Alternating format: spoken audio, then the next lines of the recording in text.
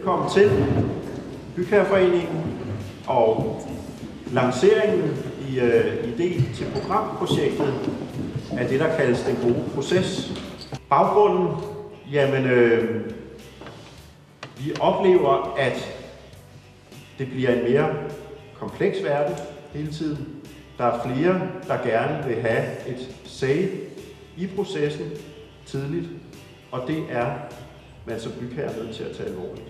Formålet var, da vi startede det her projekt op, at vi skulle lave en eller anden videnbase, et eller andet digitalt værktøj, hvor man kunne gå ind og få en masse viden om de tidlige faser på alle mulige forskellige fronter. Den har udviklet sig rigtig mange gange, og det ved jeg, at de andre vil komme ind på lidt senere.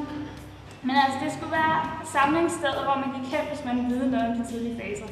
Og det skulle give overblik over alle de opgaver, som man som bygherre står overfor, når man starter. Den findes inde på I2P.dk, og den er åben nu, og alle kan gå ind og bruge den. Det er gratis. Der er mange bygherrer, jamen det er nødvendigt. Altså, jeg skal bare have lavet det her hus, så behøver vi alt det der forskellige. Kan vi nu ikke bare komme i gang?